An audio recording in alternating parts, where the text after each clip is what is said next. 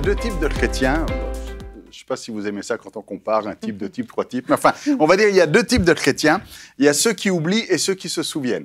Alors, je ne sais pas dans quelle catégorie vous êtes. Est-ce que vous faites partie de ceux qui oublient, de ceux qui se souviennent? Vous avez compris, la pensée du jour aujourd'hui, c'est de vous motiver, de vous encourager, de vous exhorter à vous souvenir et ne pas être, comme dit l'apôtre Jacques, un auditeur oublieux.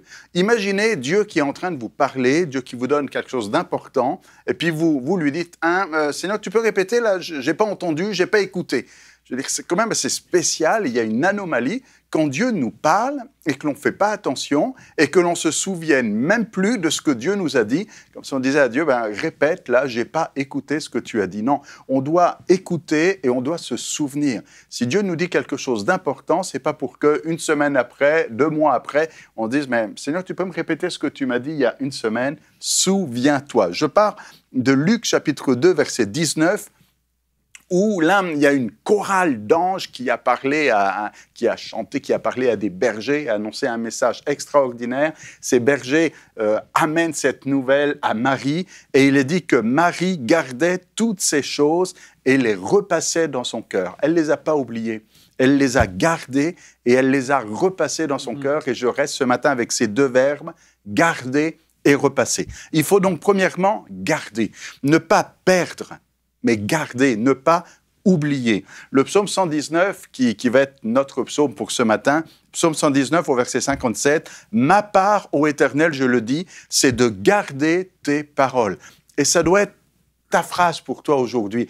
Ta part, c'est de garder la parole de Dieu, de garder ses paroles, de ne pas les oublier, mais même de les mémoriser. Faites l'effort. Vous savez, quand vous lisez un texte, quand vous lisez votre Bible, est-ce que je peux vous poser la question, vous vous souvenez de ce que vous avez lu aujourd'hui, de ce que vous avez lu hier, de ce que vous avez lu avant-hier? Mémorisez, gardez. Et quand le Seigneur a déposé sur votre cœur quelque chose d'important, eh bien, souviens-toi de la parole. Alors, il peut y avoir des procédés mnémotechniques, des procédés qui permettent de dire, pas seulement de dire je me souviens qu'il y avait tel mot, ça disait ça à peu près, mais essaye de mémoriser la phrase et la référence aussi, ça va être important.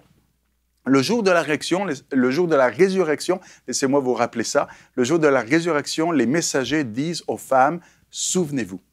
Souvenez-vous de ce qu'il vous disait lorsqu'il était encore en Galilée. Il faut que le Fils de l'homme soit livré, ainsi de suite.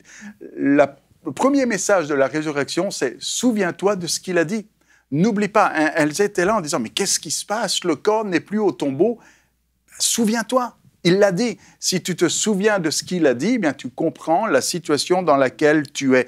On passe trop souvent à côté du plan de Dieu parce qu'on ne se souvient pas. Un peu comme quand on nous donne des directives pour aller chez telle personne, tu prends tel chemin, puis on dit, mais il faut tourner à droite, il faut tourner à gauche, est-ce qu'il faut faire demi-tour, où il faut aller? Mais il l'a dit. Souviens-toi de ce qu'il a dit pour mettre en pratique. Vous avez compris, on ne peut pas faire ce que Dieu nous demande si on ne se souvient pas de ce qu'il nous a dit. Alors, mémorise, garde, souviens-toi de la parole. Et il faut aussi la repasser. Comme Marie, qui repassait dans son cœur cette parole, il faut vous aussi repasser. Repasser, c'est la passer une seconde fois, une troisième fois, une quatrième fois, enfin vous l'avez compris, c'est ne pas se contenter d'un seul passage, mais de dire, je ne veux pas le lire juste une seule fois, sinon ceux qui ont lu la Bible déjà en entier, je ne sais pas si c'est votre cas, diraient, c'est plus la peine de lire la Bible, je l'ai déjà lu. Non, il faut la repasser, la relire et la méditer.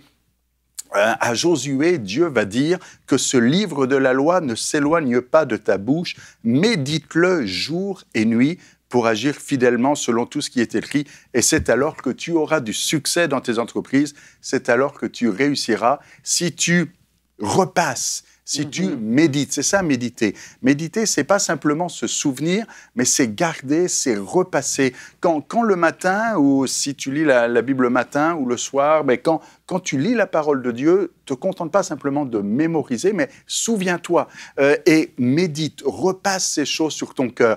Quand il y a des micro-pause, même si c'est en quelques secondes, même si c'est en 10 minutes, même si c'est juste le temps d'un feu rouge dans la circulation ou d'attendre le métro ou je ne sais quoi, là tu dis « Ah, tel verset que j'ai lu ce matin » et tu repenses à ce verset, tu le repasses sur ton cœur. C'est ça méditer, c'est c'est constamment repasser sur son cœur la parole que le Seigneur nous a donnée. Je reviens au psaume 119 qui dit « Je médite tes ordonnances, j'ai tes sentiers sous les yeux et je fais mes délices de tes statuts, je n'oublie pas ta parole. » Versets 15 et 16 dans le psaume 119. Et relisez le psaume 119 au complet, ça vous fera du bien.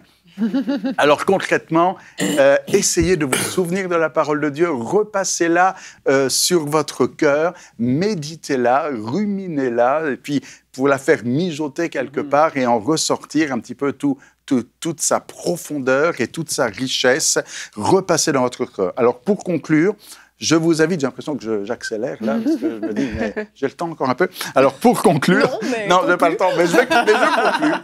Et comme un bon prédicateur, ça prend un peu de temps pour conclure. Donc, pour conclure, je vous invite à relire le psaume premier, le psaume 1. Il dit « Heureux l'homme qui ne marche pas selon le conseil des méchants, qui ne s'arrête pas sur la voie des pécheurs et qui ne s'assied pas en compagnie des moqueurs, mais qui trouve son plaisir dans la loi de l'Éternel, et qui la médite jour et nuit. Il est comme un arbre planté près d'un courant d'eau, qui donne son fruit en sa saison, et dont le feuillage ne se flétrit point. Tout ce qu'il fait lui réussit. Alors, si tu veux que tout ce que tu fasses réussisse, si tu veux être heureux, épanoui, et avoir cette bénédiction de Dieu, eh bien, médite la parole jour et nuit, et fais-en tes délices. Retrouvez la suite de ce programme dans l'émission Bonjour chez vous sur EMCI TV.